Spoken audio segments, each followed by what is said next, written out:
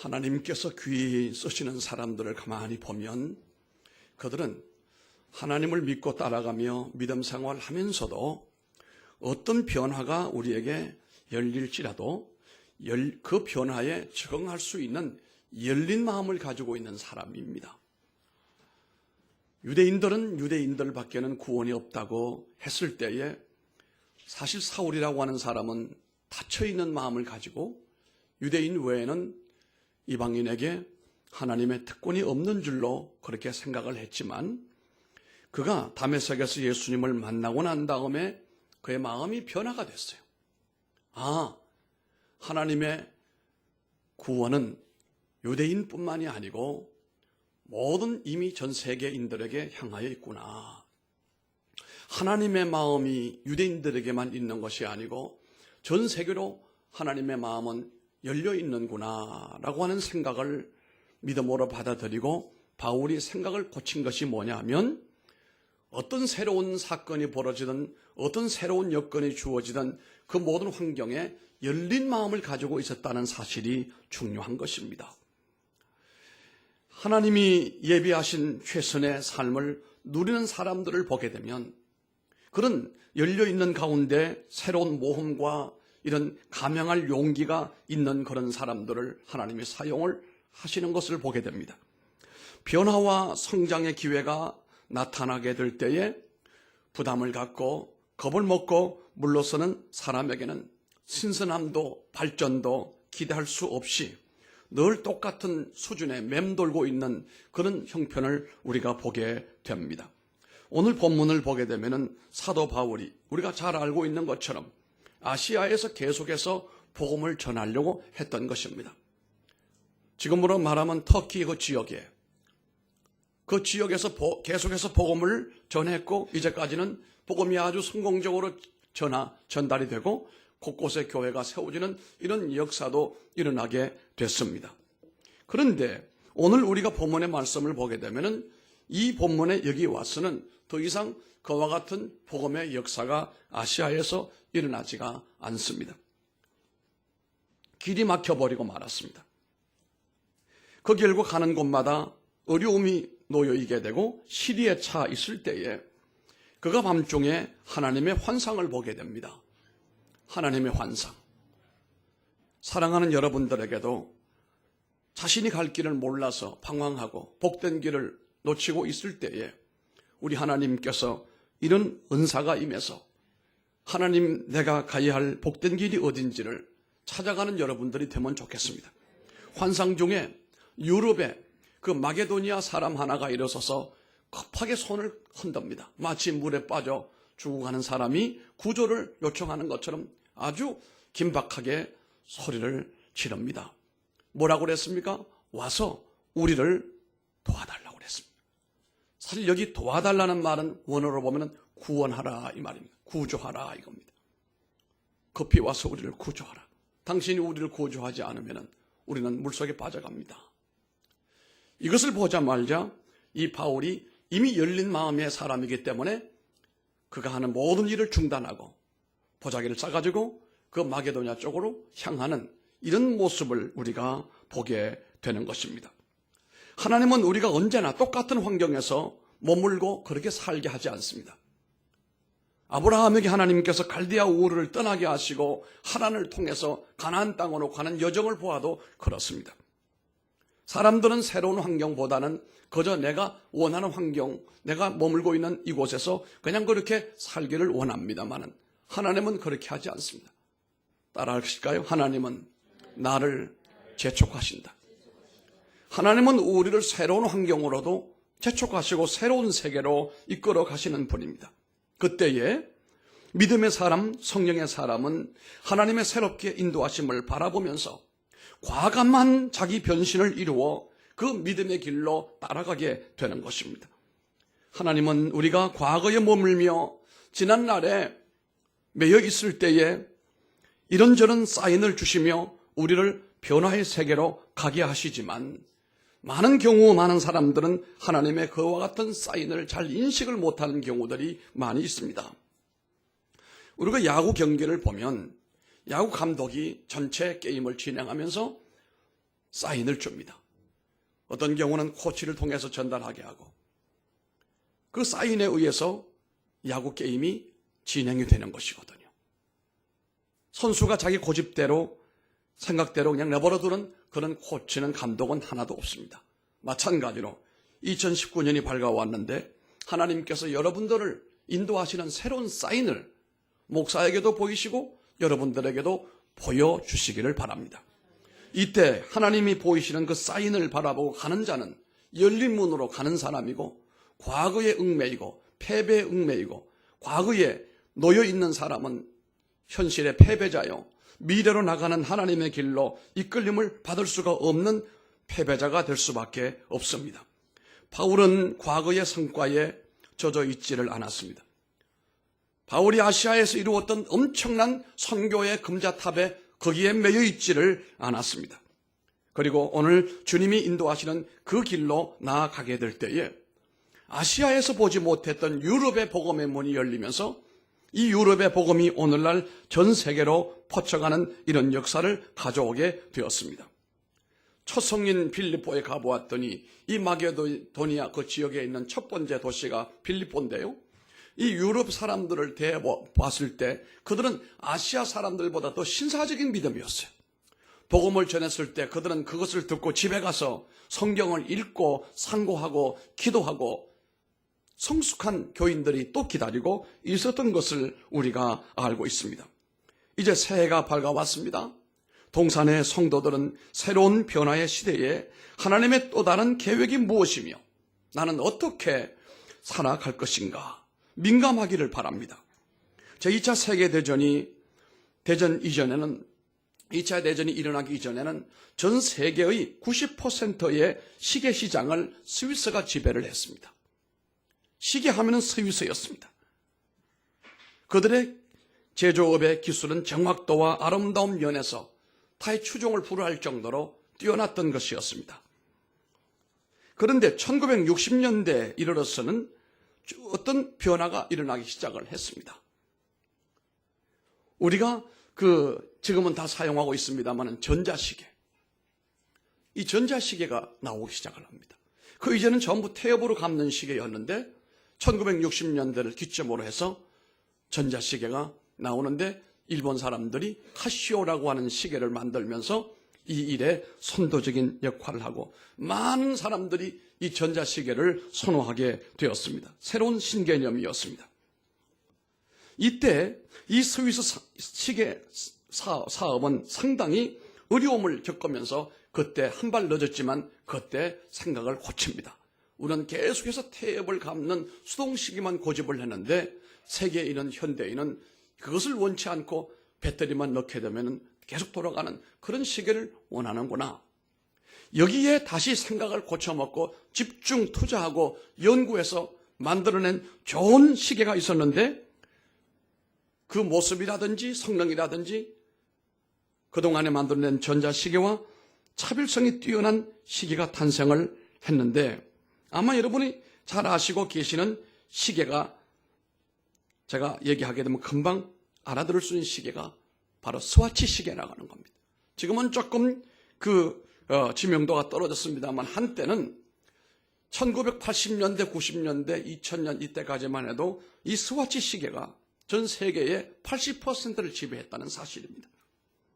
오늘 이 본문에 바울이 아시아 전도에 전념하고 있을 때에 성령께서는 이미 그 생각이 아시아를 넘어서 유럽으로 향하고 있고 유럽을 넘어서 전 세계로 열려 있는 것을 마침내 이 환상을 통하여 깨닫게 되면서부터 그가 아시아에서 고전을 면치 못하던 선교 사업을 그만 거기에서 중단하고 그가 유럽으로 건너가게 되었을 때 하나님은 유럽의 열린 문을 이미 열어놨습니다.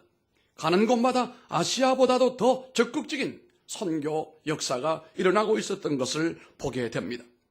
만약에 바울이 그 유럽을 계속해서 보지 못했더라면 하나님이 열어놓은 그 문을 보지 못했더라면 가지도 못했을 것입니다. 아마 바울은 아시아에서 패배로 끝이 날 수밖에 없었을 터인데 하나님께서 보이시는 환상을 따라서 신속히 움직임으로 인하여 그곳에서 놀라운 역사를 경험하게 된 겁니다. 하나님은 우리가 늘 새로워지기를 원합니다. 지나간 성공에 너무 기대어 안주하지 말기를 바랍니다. 또 지난날의 패배에 너무 거기 머물고 있지 말기를 바랍니다. 입만 열면 어떤 사람은 나도 좋은 시절이 있었노라고, 나 참 잘 나간 때가 있었다고, 이런 사람들이 많습니다. 적은 게 아닙니다. 그는 이들을 보면 대체로 현실 패배주의자들이에요. 이런 사람들은 대체로 꿈이 없고 희망이 없는 사람이에요. 그러므로 오늘 우리가 이 본문의 말씀을 보면서 세 가지 내용을 통해서 은혜를 받고자 합니다. 먼저 하나님은 우리들에게 늘 새로운 꿈을 주시는 분입니다. 늘 새로운 꿈을 주십니다. 아시아로 가게끔 했던 것도 하나님의 꿈이었고 유럽으로 가게 하신 것도 하나님의 꿈이었어요. 우리가 하나님과 동행을 하려면 늘 신선한 바람이 필요한 것입니다. 하나님의 바람으로 빌립보에 가게 되지 않았습니까? 그 빌립보에 도착했을 때 새로운 역사가 일어나게 됐습니다. 데살로니가에서는 얼마나 신사적인 성도들을 만났는지 알 수가 없습니다. 그래서 우리는 늘 항상 하나님을 기대하며 기도하고 묵상하고 나를 하나님께서 어디로 인도하실지, 어떤 꿈을 주실지를 우리가 중요하게 생각을 해야 됩니다. 모험을 시도해야 되고 때로는 내 마음에 주신 열정에 불을 붙이고 살아가야 합니다. 그렇지 않으면 사는 게 사는 것이 아닙니다. 과거에 머물러 살 수밖에 없습니다. 혹시 한때 여러분이 큰 꿈을 꾸었고 그런데 그 꿈이 이루어지지 않았습니까? 그러나 거기서 우리가 낙심하면 안 됩니다. 하나의 꿈이 죽으면 다른 꿈은 또 하나님이 주시게 되어 있습니다. 한 번 아니라 여러 번 실패해서도 괜찮은 것이 또 하나님은 기회를 주시는 분이신 겁니다. 토마스 에디슨은 여러분이 잘 압니다. 이 토마스 에디슨이 학교를 갔는데 학교 선생님이 도무지 이 아이는 학교 공부를 할 수 있는 아이가 아니다. 엉뚱한 짓만 하고 문제만 일으키고 뭐 물으면 다른 대답을 하고. 그래서 그의 생활 기록부에 뭐라고 적었냐면은 절대로 가르칠 수 없는 학생. 절대로 가르칠 수 없는 학생. 쉽게 말하면 엉뚱한 학생이라 이 말이죠. 그렇지만 이 사람이 위대한 과학자가 되고 인류 발전에 가장 큰 영향력을 끼친 사람, 백열 전구를 개발했는데 많은 실패가 있었지만 그는 그걸 실패라고 하지 않았습니다. 새로운 도전이라고 했습니다. 에디슨은 포기하지 않았고 계속해서 또 다른 꿈을 꾸고 또 다른 꿈을 꾸고 그는 우리들에게 많은 유익된 것을 제공을 했습니다. 우리가 요즘에 스마트폰이라고 하는 이 폰을 쓰잖아요. 사실 이 아이폰에서부터 나왔고 아이폰과 아이튠을 만든 여러분 잘 아는 애플의 스티븐 잡스라고 하는 사람이 있습니다. 지금은 고인이 됐습니다만은 이 스티브 잡스도 실패를 많이 경험한 사람입니다. 이 잡스는 미혼모에게 태어났어요. 아버지가 없는 결혼하지 않은 어머니에게서 태어나가지고 어린 시절을 그렇게 힘들게 자라가지고 새아버지 집에 그 차고에서부터 그가 조그만 연구를 시작을 하게 됐습니다. 대학을 중퇴하고 난 다음에 거기서 나름대로 연구를 했습니다. 그로부터 10년 만에 애플 20억 달러 가치를 지닌 기업으로 성장을 하는 기적을 이루어냈어요. 그런데 이 사회는 잡스를 해고시켜버리고 말았습니다. 잡스가 인생을 이 해고당하고 난 다음에 한탄하고 우울히 생각하고 절망에 빠졌느냐? 도리어 그렇지가 않았습니다. 애플이 나를 해고했지만 나는 나대로 또 개발하고 노력하리라. 그리고 난 다음에 인생에서 가장 큰 행운을 그가 맞이하게 되는 순서를 보게 되는데 우리가 사실 믿을 수 없는 일들이 그에게서 일어나게 됐는데 그가 2개 기업을 다시 키워서 수십억 달러로 매각을 하게 되니까 애플 운영자들이 결국은 잡스를 다시 모시고 올 수밖에 없었습니다. 더러운 잡스는 애플을 세계 최고의 기업으로 회복을 시켜버리고 말았습니다. 그리고 아이폰이라고 하는 그 유리한 아주 편리한 제품을 우리들에게 제공을 하고 그는 세상을 떠났습니다. 여러분 어떤 경우일지라도 부정적인 생각에 사로잡히지 말기를 바랍니다. 너무 기회가 없다든지 너무 늙었다든지 이런 생각을 하지 말기를 바랍니다. 기회라고 하는 것은 내게서 다 떠나가 버렸다. 그러나 하나님 안에서는 하나님은 또 다른 꿈을 주시고 있는 겁니다. 또 기회를 주시는 겁니다. 오늘 바울은 그것을 찾게 될 때에 유럽을 하나님께 바칠 수가 있었습니다. 우리는 이렇게 외쳐야 됩니다. 이제 부정적인 생각은 내가 하지 않으리라. 일이 내 뜻대로 풀리지 않는다 할지라도 하나님께서 또 다른 길을 내게 여실 것이다. 나는 패배감에 매여 있을 필요가 없다. 나는 다시 일어나리라. 새로운 꿈을 꾸고 도전하리라. 그렇게 되기를 바랍니다.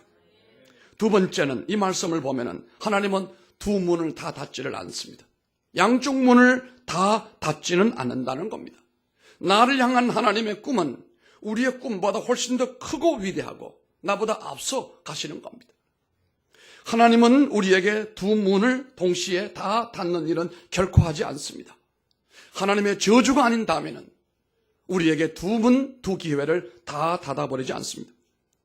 하나의 문이 닫히게 된다고 해서 우리가 주저앉지를 말아야 되는 것이 오늘 여기 바울의 일행이 아시아에서 복음의 문이 막혀버리고 답답해하고 있습니다.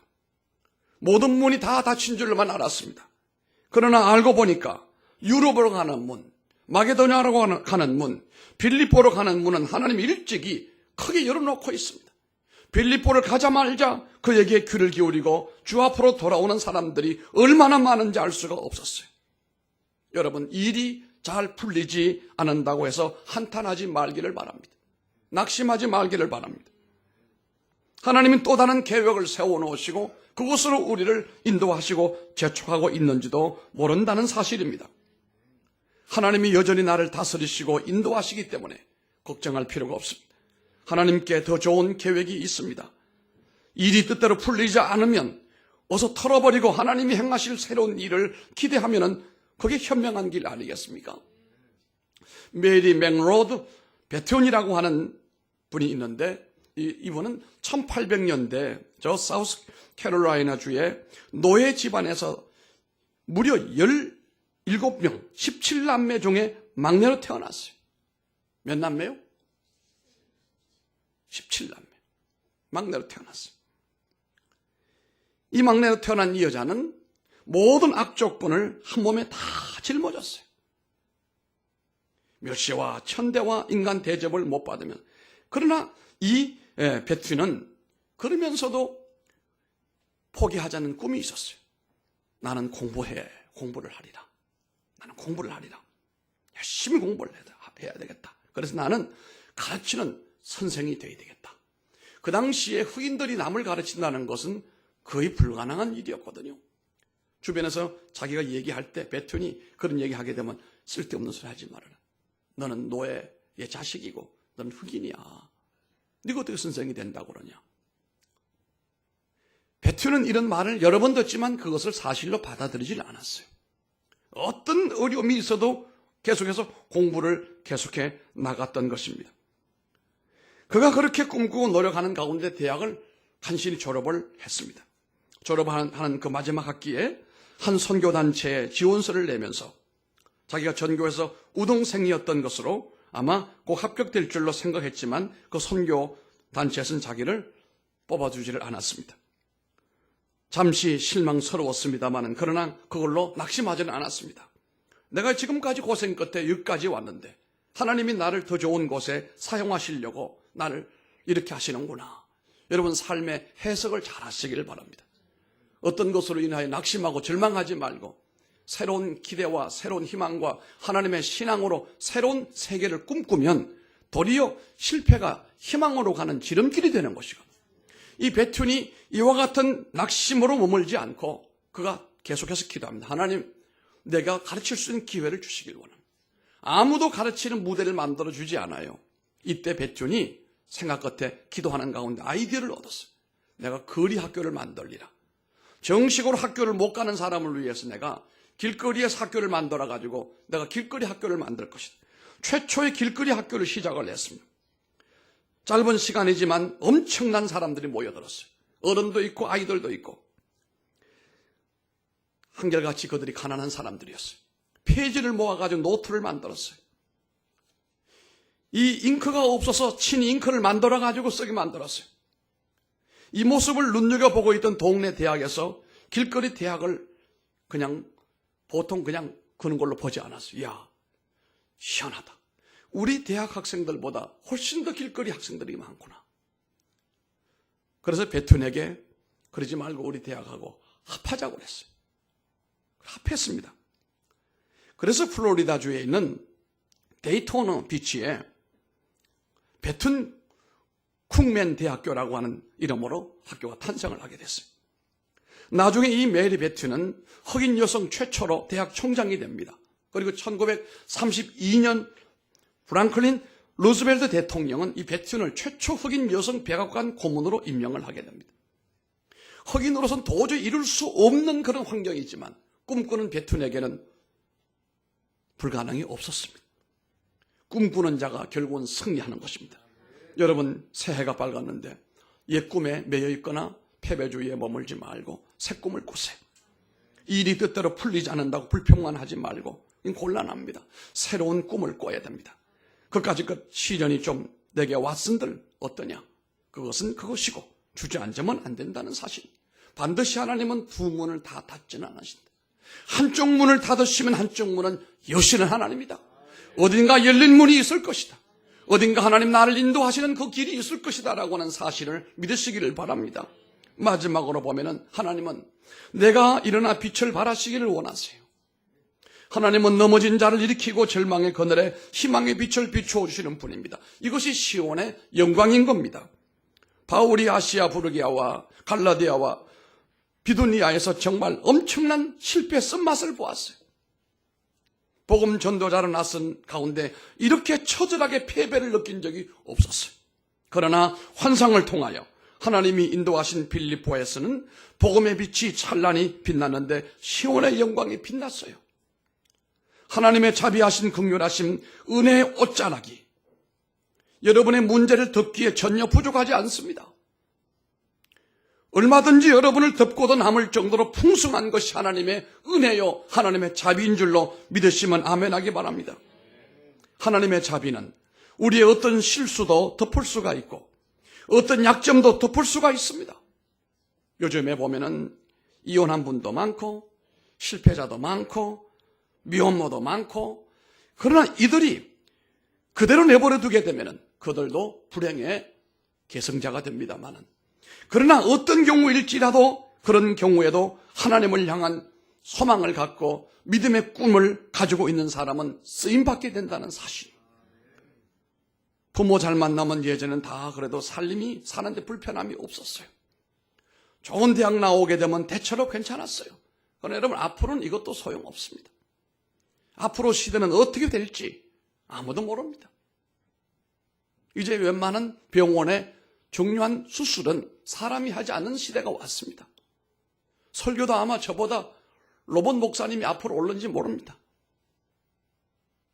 이 AI라고 하는 전 세계 모든 설교 내용을 전부 편집을 해가지고 가장 이상형을 적합형을 만들어가지고 30분 설교해보세요. 물론 우리가 인간적인 인격적인 이런 면이 없고 성령의 역사가 없어서 그렇지 이론적으로는 당할 도리가 없습니다. 앞으로는 많이 가졌다고 자랑할 것도 없고 건강하다고 보장할 것도 없고 노후 보장됐다고 큰소리 칠 것도 없고 똑같습니다. 점점 우리가 한쪽으로 밀려나고 있는 가운데 있는데요. 그런데 하나님 주시는 꿈을 갖고 있는 사람은 절대로 패배하지 않습니다. 반드시 하나님께서 쓰시는 무대 위로 그를 끌어올리게 되어 있게 되어 있습니다. 하나님의 역사가 계속이 되어지고 이 땅에 주님의 이 심판이 임하기 전까지는 하나님은 하나님의 마음에 맞는 사람이 필요한데 그 맞는 사람이 바로 하나님을 향한 꿈이 있는 사람이라는 사실입니다. 그들에게 주님 말씀합니다. 일어나 빛을 발하라. 절망에서 일어나기를 바랍니다. 원망과 불평에서도 떨쳐버리기를 바랍니다. 죄의식에서부터도 떨쳐버리시기를 바랍니다. 하나님의 긍휼과 새로운 안내를 받으시고 주의 은혜의 옷자락으로 하나님 나와 내 가정과 이 교회와 이 나라를 덮어주시기를 원합니다. 꿈꾸시기를 바랍니다. 우리는 새벽도에 반드시 기도하면서 첫째, 일어나야 됩니다. 일어나야 돼요. 주저물러 앉아있지 말라 이거예요. 넘어진 자리에서 울고만 있지 말라 이거예요. 패배자의 자리에서 한탄만 하지 말라. 아무도 안 도와준다. 일어나야 돼요. 둘째는요, 빛을 발해야 돼요. 다시 말해서 여러분의 얼굴에 하나님의 은혜를 받았으면 얼굴에 그 빛을 발해야 된다. 주변 사람들에게 여러분의 빛을 비추시길 바랍니다. 가능하시면 새로운 취미도 찾고 새 친구도 사귀고 새로운 일도 시작을 하고 새로운 무언가 도전을 하면서 주변에서 부정소리가 들려온다 할지라도 그거 들을 필요가 없어요. 주변 사람들을 보게 되면 너는 안 된다, 너는 망한다, 너는 기회가 없다, 끝났다, 그냥 지금처럼 살 수밖에 없을 것이다, 이런 말 다 거짓말이에요. 하나님의 꿈으로 사는 사람들에게는 이런 말이 전부 거짓말이에요. 넘어져서도 다시 일어나기를 하면 되는 것입니다. 하나님이 끝이라고 하시기 전에는 끝이 아닙니다. 하나님이 내 목숨을 거두고 하시기 전에는 아직은 내가 하나님의 기회 안에 있는 사람들이다 이 말입니다. 하나님께 새로운 계획이 분명히 있습니다. 그러므로 새로운 꿈을 꾸고 열정의 불씨를 되살리기를 바랍니다.